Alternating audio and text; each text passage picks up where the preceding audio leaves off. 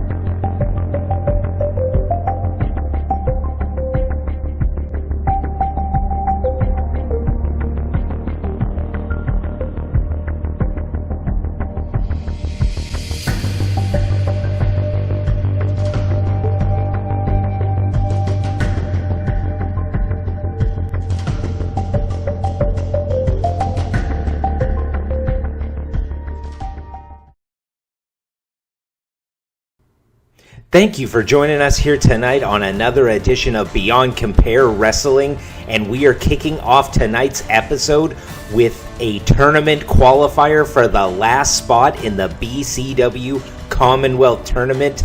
Amir Man versus Cameron Lewis. This is their second meeting. Cameron Lewis came out with the victory the last time.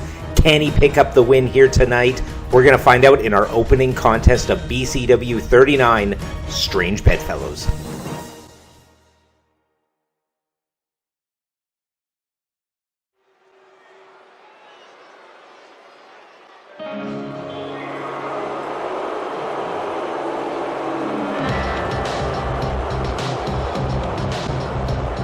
He stands 5 feet 10 inches tall and weighed 205 pounds. He is a technical wrestler coming to us from Tehran, Iran. He is Amir Big Money Man. And here we go, Amir Man making his way to the ring, being accompanied by his tag team partner and his heavy Grizzly Mac. With Grizzly Mac in your corner, it does pay dividends, and Amir is going to need every ounce of an advantage he can get, because the last time Amir and Cameron Lewis faced off, it was Cameron Lewis picking up the win.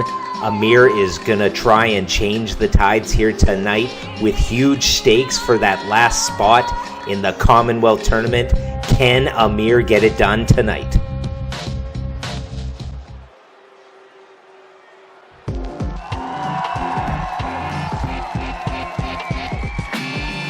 Standing 5 feet 10 inches tall and weighing 220 pounds. He is a high flyer and comes to us from St. Louis, Missouri. He is the future Cameron Lewis. And here we go, Cameron Lewis making his way to the ring, but conspicuous by his absence is Cameron Lewis's tag team partner, Isaac Taylor. They have been at odds the last few weeks. We don't know what's going on with the Brotherhood.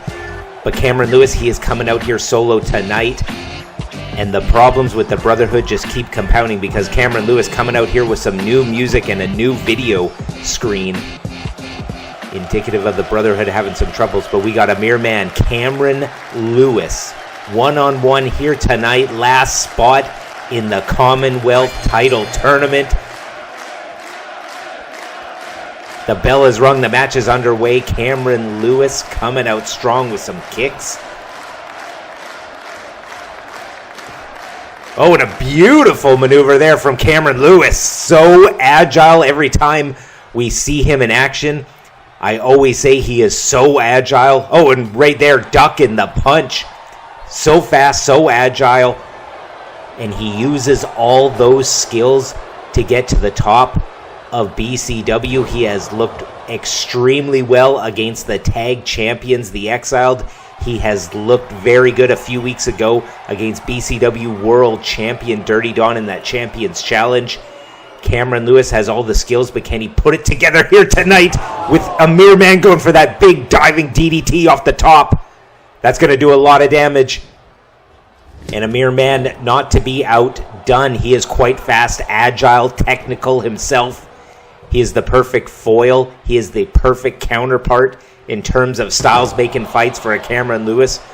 Both these men so fast, you're not going to want to blink. Both these men agile. Both these men are looking to get some gold and become the very first BCW Commonwealth champion. Oh, and Cameron Lewis right there went for the kick. Amir Man stuffed it, goes for the quick pin.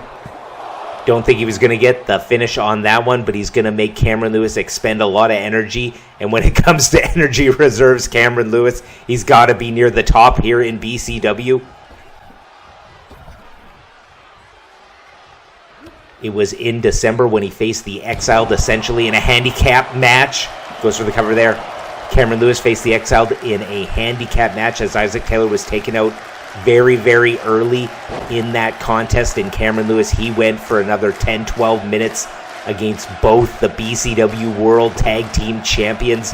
And his energy reserves look good that whole time.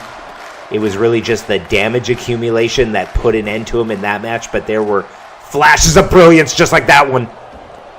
Flashes of brilliance in that tag team title match where I thought Cameron Lewis was going to win the tag titles in a handicap match. And it was moves like that that put him over the edge. 1, 2. And it was sick moves like that. That big, huge, jumping, flying knee that has won Cameron Lewis matches in the past. He almost beat Dirty Don. He almost beat the tag team champions, the Exiled. And of course, Cameron Lewis, he has that knee that we just saw. He has that frog splash and a beautiful maneuver there from Amir Man. Double underhook into the bridge for the pin. Wow, beautiful. And as we seen moments ago, it was Grizzly Mac paying dividends, distracting Cameron Lewis, allowing Amir Man to get that advantage. And oh, and here we go. Just as I say that, he does it again. Not physically getting in the match, but distracting Cameron Lewis enough that Amir Man can pick up the scraps. He can take advantage and do maneuvers like that. A big flapjack right near the edge of the canvas. Coming up to the hardest part of the ring here. And Amir Man showing his strength. Deadlift German from the ground. Amir Man, he is so skinny, but he is super strong. And he showed it off right there with a deadlift. But again, Grizzly Mac causing a distraction to Cameron Lewis. Cameron Lewis, he's got to keep his nose to the grindstone. He has got to focus his attention on Amir Man. And that is where having Isaac Taylor in the corner of Cameron Lewis would pay dividends. But it seems like the Brotherhoods are on the out. And a huge maneuver there. A big leg drop to the outside. And as we see there from that graphic, after this match, we will have determined all 8 participants in the BCW Commonwealth Tournament, and we will have the brackets revealed. So that is huge news coming up after this match.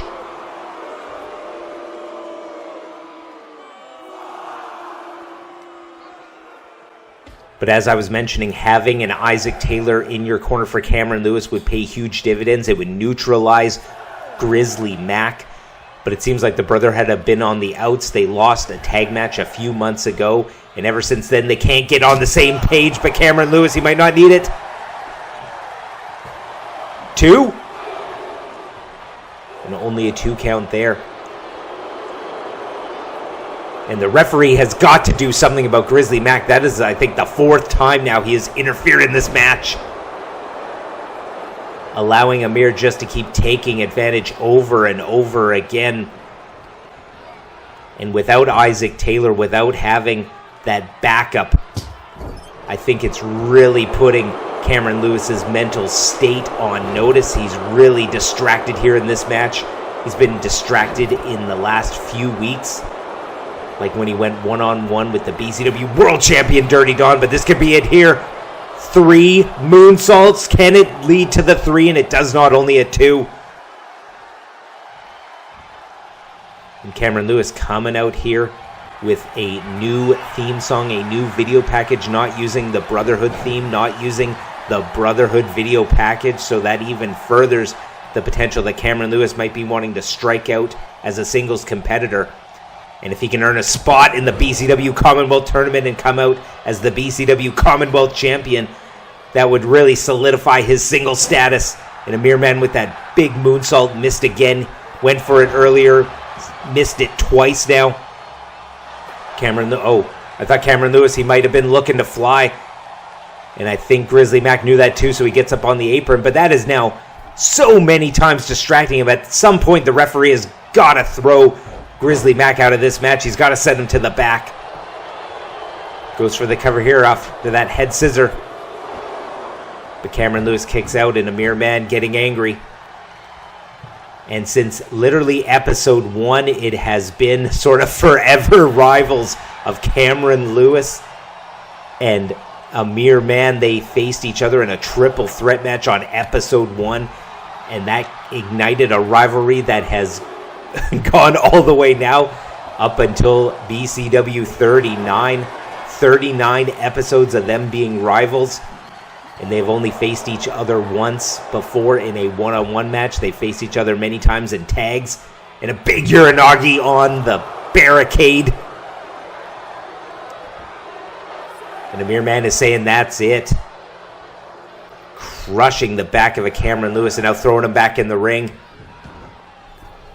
And Cameron Lewis just grabbing his back. That Uranagi did a lot of damage.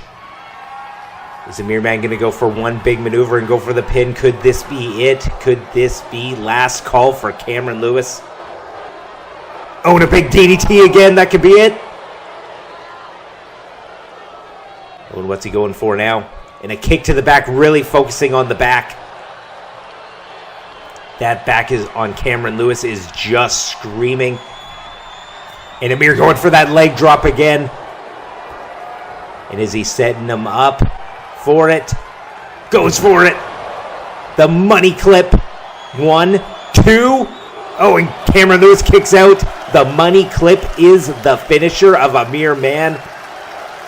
It is that ace cutter RKO style maneuver. Oh, and Cameron Lewis with a big Rana.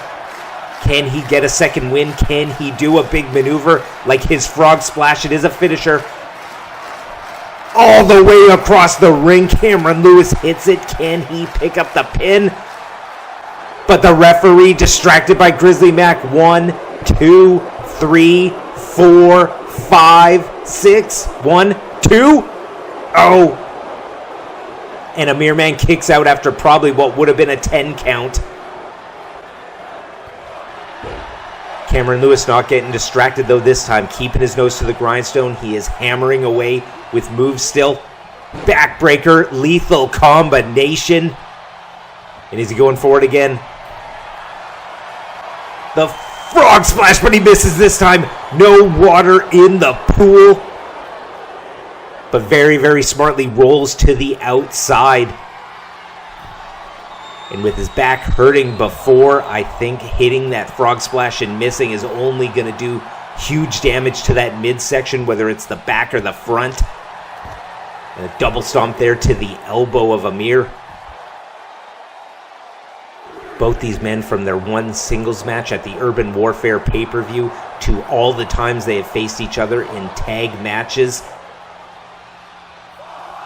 they just know each other so well. They know everything that their opponent is going to do, so it's really hard to pull out something new, to pull out something different, to really gain that advantage. But Amir, having Grizzly Mac in his corner and Cameron Lewis, he hit that frog splash. That was a 10 count. That frog splash is the key to win, I think. But Amir just hammering away with these shots. I think Amir is feeling super confident having a Grizzly Mac in his corner, especially when Isaac Taylor is nowhere to be found. And a big splash to the back. This could be it. The back of Cameron Lewis is screaming 1, 2. Cameron Lewis with a little bit of energy left, kicking out at about a 2.9 on that one. Oh, and Amir with the money clip. Could this be it? Center of the ring. 1, 2. Got him. Amir Big Money Man has qualified for the Big Money Tournament to crown the first BCW Commonwealth Champion. There was some huge maneuvers that Cameron Lewis was hitting. Amir with that triple moonsault combo.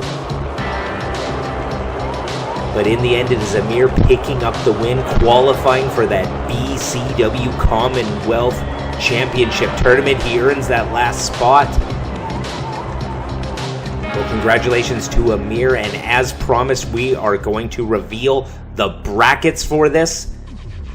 And as we look on the right side of the screen, on the right side of the bracket, it is Amir and Mac and Kencho and Tawfik. They are both tag team partners, and potentially they could see each other in the semifinals. And on the left side of the bracket, we already have Victor Payne advancing to the semis when he took on Mr. GM in the last episode. And we have Sergio and Tony Rizzo on the left side. So that is the bracket going into the single elimination tournament. The finals will be held at BCW Slamtacular. Lots of angles in the Commonwealth Tournament. But congratulations to Amir for picking up the win and advancing.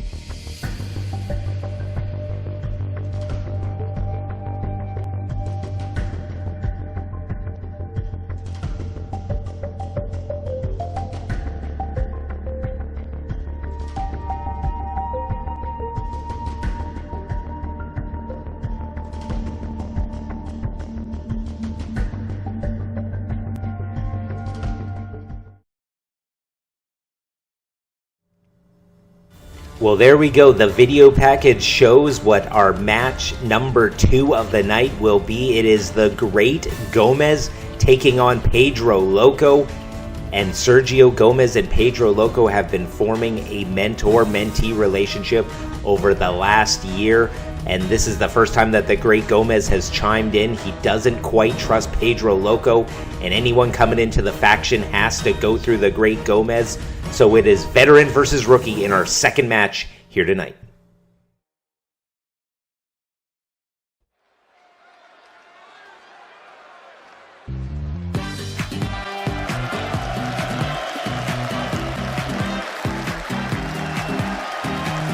Standing 6'4" and weighing in at 305 pounds. He is a luchador with over 35 years experience and a former WWL World Champion. He is the Great Gomez. And here we go. When it comes to lucha royalty, it does not get any bigger than the Gomez family. And we have the Great Gomez, the older brother of Sergio, 35 plus years in the game. And if you're looking to get into the Gomez faction, you are going to have to go through the elder statesman, the great Gomez. He wants to find out everything he needs to know about Pedro Loco, and he can get it done in the ring. The best way to get to know an opponent or a potential ally is to see what they bring to the table in the ring, and that's what we're going to find out here tonight.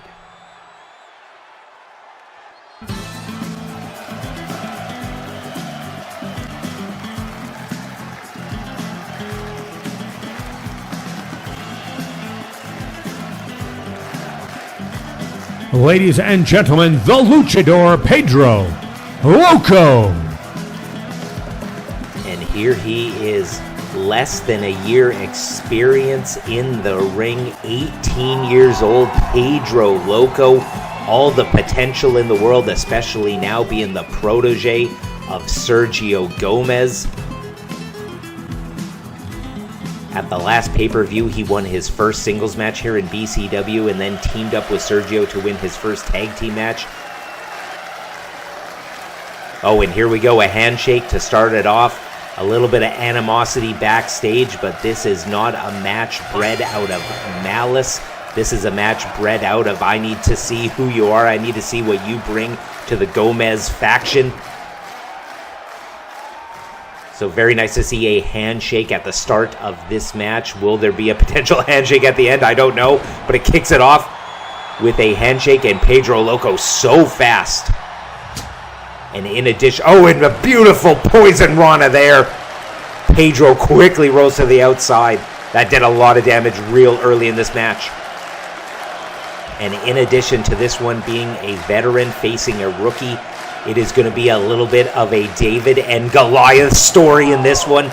It is going to be the speed and the youth of a Pedro Loco in the green and red, taking on the size and the experience of a great Gomez in the pink and purple. Beautiful lucha move right there, crossbody off the second rope. And the great Gomez, he is enjoying a 35-plus year experience advantage. So this one is quite the experience discrepancy. And also Pedro Loco, he goes about 165. The great Gomez is just north of 300 pounds. So nearly double the weight of Pedro Loco. So in terms of experience here, and the great Gomez just smashing Pedro Loco between his 300-pound frame and that guardrail. Neither one giving way. When you are as stout as the great Gomez, that body is not going to move, and neither is the barricade. The only thing that's going to move is the small, fragile body of a Pedro Loco. Oh, and an eye rake there. Oh, and went for the eye poke, but blocked it. And the Gomez clan, they are not afraid to bend and potentially break the rules if need be to win a match. And that is exactly what the great Gomez was showing Pedro Loco there. Oh, and what's he got here? Oh, and a Spanish fly. Using that speed. Using the momentum. But a kick out at one. And Pedro Loco, he has been the protege of Sergio Gomez for the last few months. So he is rapidly learning all the Gomez tricks. But the great Gomez, he's got things that he's... As the older brother of Sergio Gomez, there are things that the great Gomez knows that probably Sergio does not. Just like that beautiful second rope Rana and just slamming his head to the mat. And now just pummeling him.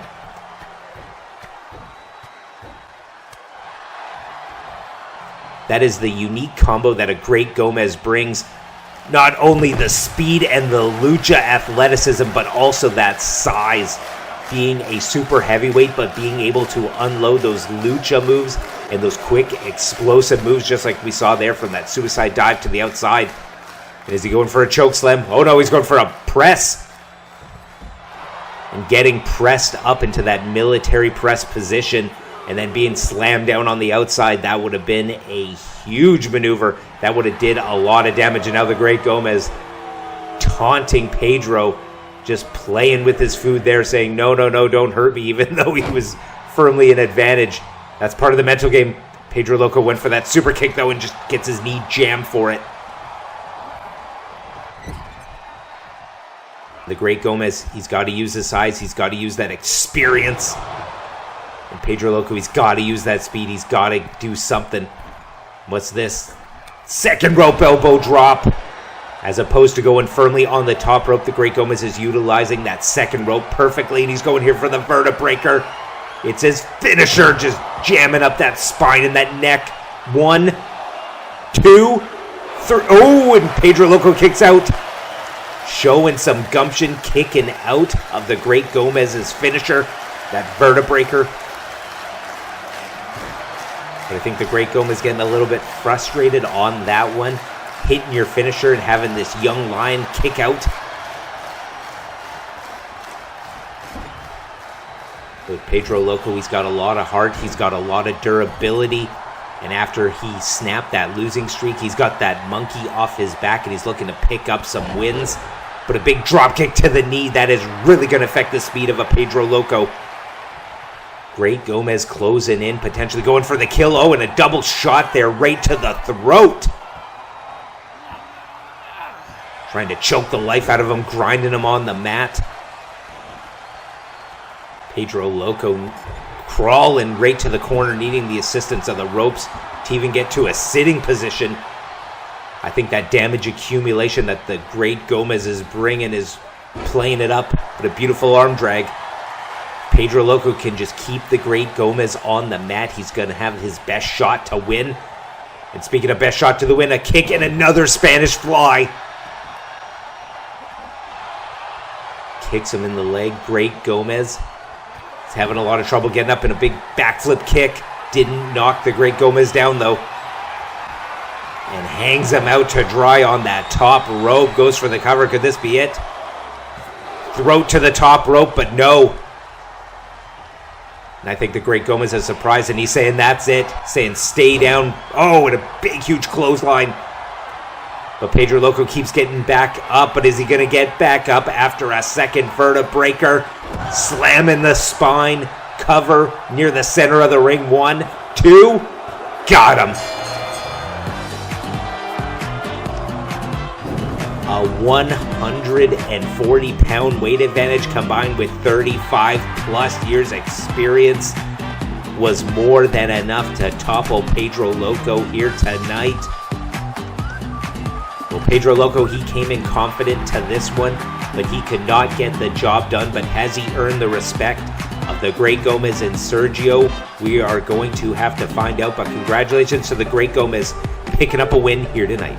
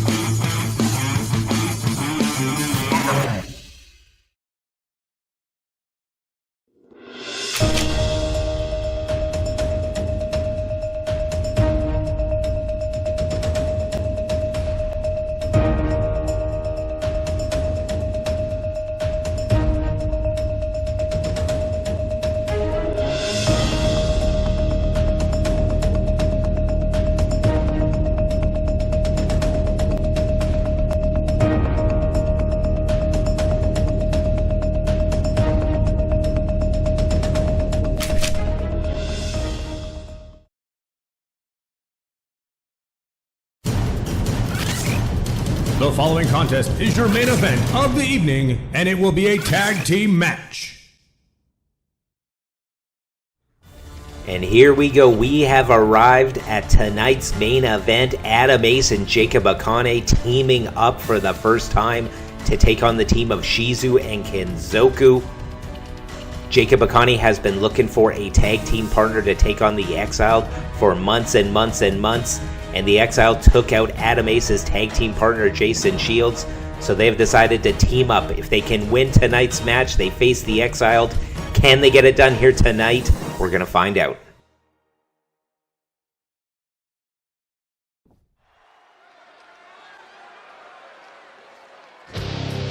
Standing 6 feet, 2 inches tall and weighing 350 pounds.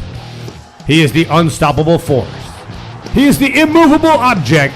He is Savage Jacob Akane. And here we go, Jacob Akane. He is fired up. He is wasting no time getting to the ring. He wants to get this tag team match underway, teaming up for the first time with Adam Ace. Wow, he is fired up here tonight. Excited to see what Jacob Akane can do in tag team action. He is so big, so devastating. He is potentially the perfect tag team partner.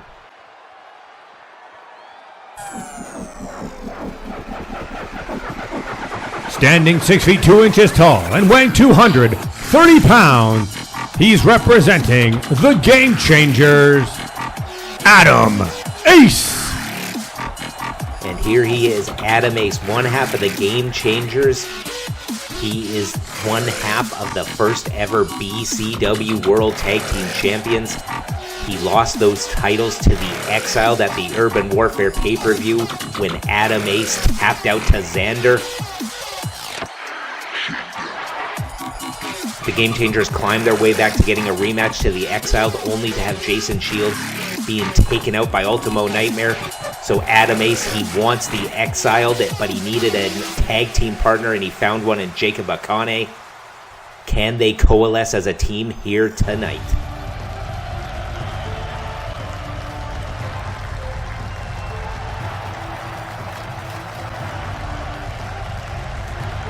Making their way to the ring, Shizu and Kinzoku. And here they are, Kinzoku and Shizu making their way to the ring, and they have been selected as the opponents for Adam Ace and Jacob Akane here tonight. It was Shizu and Kinzoku defeating Jacob Akane and his randomized tag team partner Travis Watts. So both Shizu and Kinzoku have a victory over Jacob Akane in tag team competition. Can they do much more of the same here tonight and derail Jacob Akane and Adam Ace? We are going to find out in the main event. Kicking it off, it's Jacob Akane and Kinzoku. Oh, and Jacob Akane right there with a huge spear. Jacob Akane is so huge. He goes about 350. Oh, and goes for the quick pin here and gets a 1 out of it only after 2 moves. Wow. And this has been the running story since the Exile took out Jacob Akane all the way at Beyond Rules 1. Jacob Akane has wanted the Exiled. He wants revenge. But Mr. GM has said you got to get a tag team partner. If you want to face the tag team champions, you got to be in a tag team. And it was just the perfect storm of Adam Ace having his tag team partner being taken out by the Exiled. So both Adam Ace and Jacob Akane have a vested interest in facing the Exiled. They want revenge. They want to get some retribution for them taking out Adam Ace's tag team partner, for them trying to take out Jacob Akane. But they got to get it done here tonight. Tonight is the crucial crossroads for Jacob Akane and Adam Ace. Oh, and a big crossface there. Speaking of crossroads, it's a crossface from Jacob Akane. And Jacob Akane, he has that caveat of if you do not win, if you cost him a win here in BCW, he's going to smash you, just like he is going to smash Shizu with that power bomb over the top rope to the outside and follows it up with a huge knee to the face. Jacob Akane, he is a one-man wrecking machine. And Jacob Akane, he said to Mr. GM, I do not need a tag team partner. I will go in a handicap match, and I think Jacob Akane might do just fine. But nonetheless, Mr. GM said you got to have a tag team partner. He found one here tonight. So that was really the big question mark of, can Jacob Akane find a tag team partner? He has found a tag team partner. But now it all comes down to tonight. It comes down to right here, right now. Can they coalesce? Can they pick up the win against a team that has already had success against Jacob Akane? And tag team action with a huge super kick like that. That could be over right now. 1, 2. And Kinzoku kicks out. And Jacob Akane, he does not have very much success in tag team matches. He teamed up with a mere man in a losing effort to the Brotherhood. And a big kick there. 1, 2. Kinzoku's able to kick out. When we were determining the tournament for the first ever BCW World Tag Team Champions, it was the Game Changers taking on Jacob Akane and Xander in the finals. So Adam Ace and Jacob Akane, they are teaming up here tonight. They have squared off on opposite sides. And Jacob Akane does have a history of smashing tag team partners that have cost him victories, which is why no one wants to team with him, which is why it was so hard for him to find that tag team partner. They are truly strange bedfellows in that their styles do not match up. Their personalities do not match up. The only common thread between Adam Ace and Jacob Akane is their hate for the Exiled. So in addition to being strange bedfellows, it is a case of my enemy's enemy is my friend.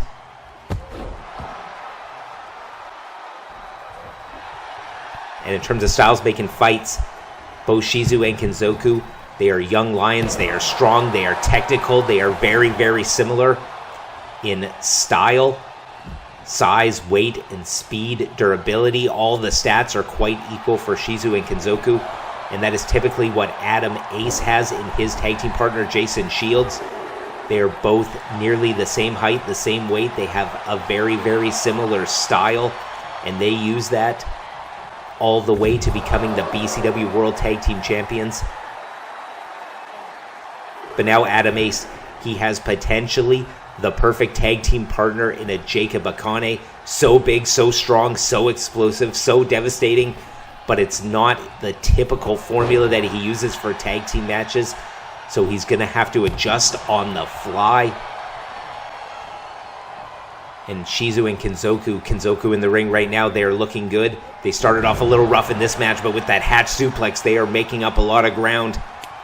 They are really finding their stride, whereas Jacob Akane and Adam Ace, they started off strong, and it looks like there is some communication issues. Oh, and Shizu just admonishing him there. But Jacob Akane reaching out his hand for the tag to no avail. Calls for it, and now he gets the tag. Jacob Akane makes his way into this match. Went for the big super kick, but Shizu blocked it to a certain degree, going for that drop kick himself.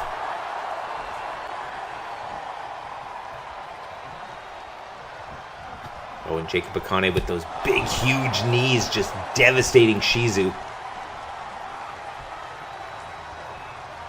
And I know Adam Ace is, as I mentioned, he's used to having a partner that's about the same size and weight as him, so they can do a lot of tag team maneuvers. But when you have a 350-pound angry Samoan in your corner, pardon the pun, but I think it is the ace in the hole, having Jacob Akane as your partner.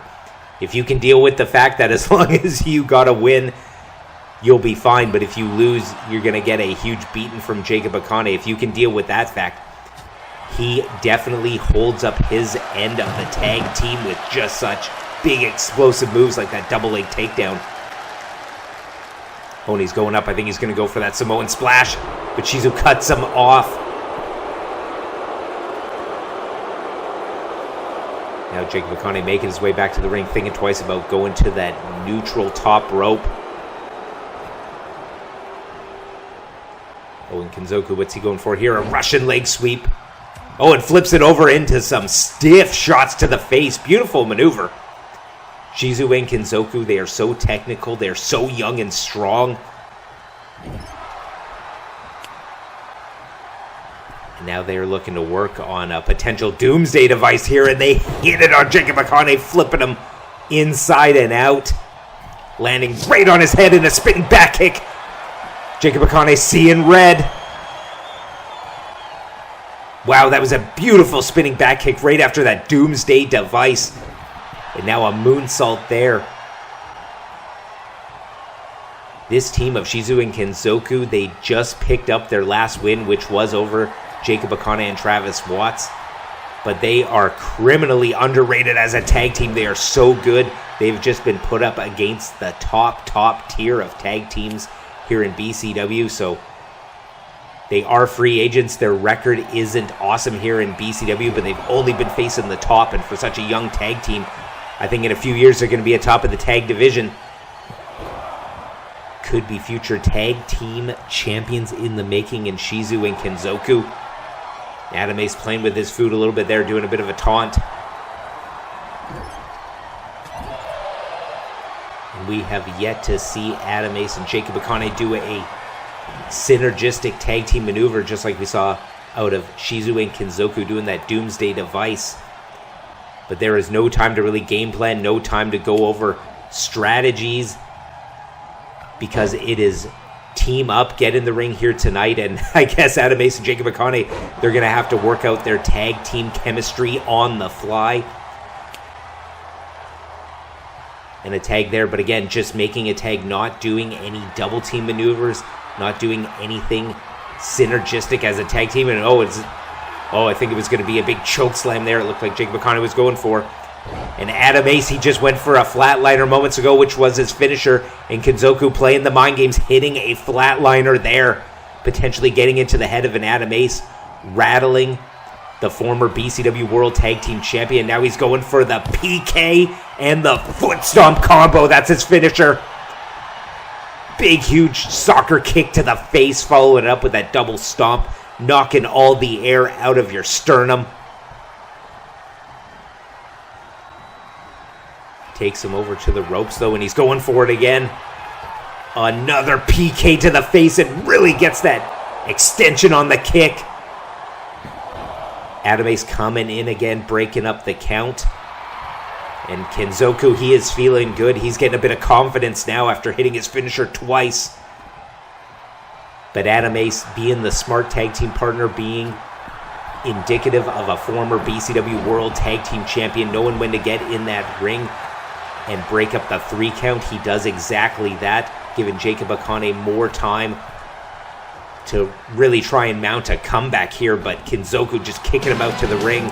Can Jacob Akane mount a comeback? We are going to have to take a quick break, but we'll be back after these messages.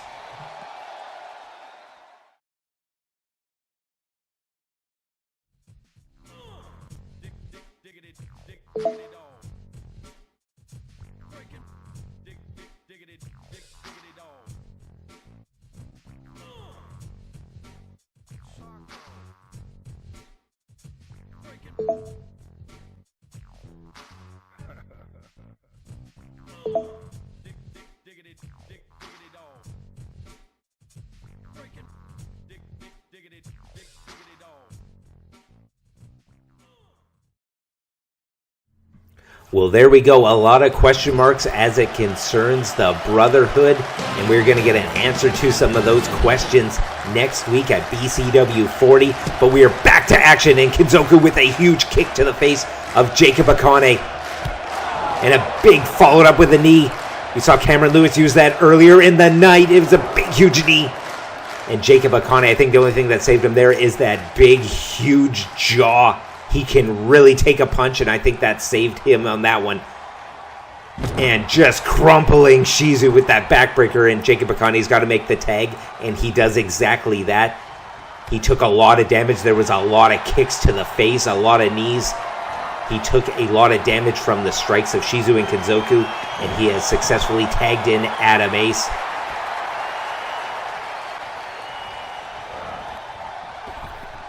Adam Ace throws him off the ropes and goes for that big, huge jumping calf kick to the face, really showing off his athleticism. Makes the tag back to Jacob Akane. Don't know if Jacob Akane had enough time to recover, and I don't think he did, because he just got hit with a jumping tornado DDT from Shizu. And a stiff shot again to the face. Jacob Akane taking a lot of damage to the head. He's got to have a headache. His head has got to be screaming from all these shots. And as this match goes on, it is Shizu and Kinzoku that are really picking up the slack. They are really using their tag team synergy to their advantage, and a big, huge knee to the face. Is Jacob Akane going to sleep? Adam Ace still on the apron, did not want to risk disqualification by getting in this match too many times and breaking it up. Jacob Akane had to do all the heavy lifting on that one. Speaking of heavy lifting, big shot to the face from Kinzoku to Jacob Akane. Now he's calling for something. Big maneuver off the second rope, looking for that drop kick but misses.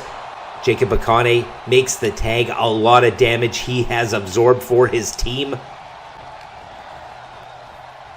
But I think Adam Ace and Jacob Akane, they got to put this one away. They've had a lot of kinks that they haven't been able to work out. And as this match goes longer and longer, it is Shizu and Kinzoku that are really racking up the damage points because they are working together just a bit better than Adam Ace and Jacob Akane. But right as I say that, he goes for that curb stomp. It's one of his signature maneuvers. He has won matches before with it, but gets a rope break. Wow.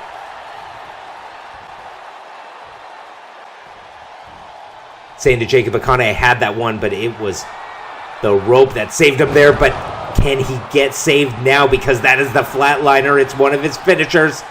1, 2. Got him. They pick up the win, sealing the deal with his finisher. Adam Ace comes out with the victory for his team. But that was a close call. I think it was Shizu and Kinzoku getting stronger and stronger as that match went on.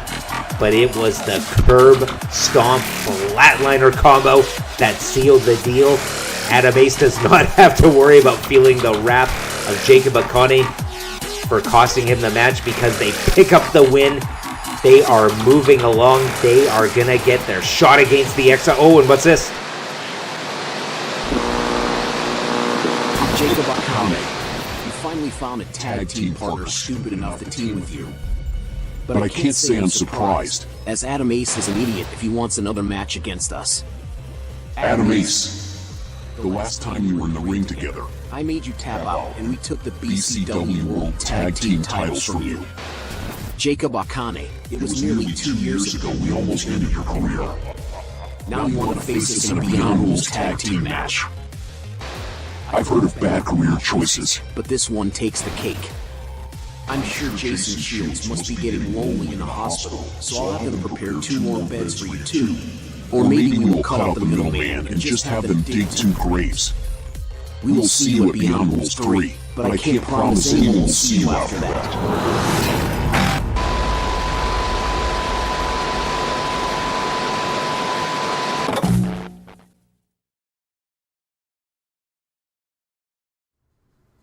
Well, there we go. No time to celebrate. The Exiled making their intentions crystal clear post-match. But tonight we kicked off with the BCW Commonwealth Tournament qualifier. It was a mere man with a huge assist from Grizzly Mac picking up the win. Amir advances to the tournament. And then in a true veteran versus rookie, David versus Goliath matchup, it was the Great Gomez picking up the win over Pedro Loco. Has Pedro Loco earned the respect of the Great Gomez? We're going to have to find out in the coming weeks. And then as we just seen in the main event, Adam Ace and Jacob Akane, they pick up that win. They are on a collision course with the Exiled. That is a matchup literally years in the making, and the match is sealed. The match is signed. We are going to see Adam Ace and Jacob Akane taking on the Exiled. But now we have the big announcement from Mr. GM. Let's see what Mr. GM has to say. Pre-Dawn, I'm appalled by your actions last week as interim general manager. You fired a top young prospect in Fancy Dan. You gave your friends Hard Limit a BCW World Tag Team title opportunity, even though they were far from contention. You had the audacity to put me in a match against Victor Payne. I am so sick of you treating BCW like your personal playground, and I'm going to do something about it myself. I'm done being impartial when it comes to you. I want to see you in pain. I want to see you bleed. I want to beat you so bad that you need an extended stay in the hospital. So my big announcement is this. Halloween night, October 31st, BCW Beyond Rules 3. Dirty Don versus Mr. GM in an ambulance match.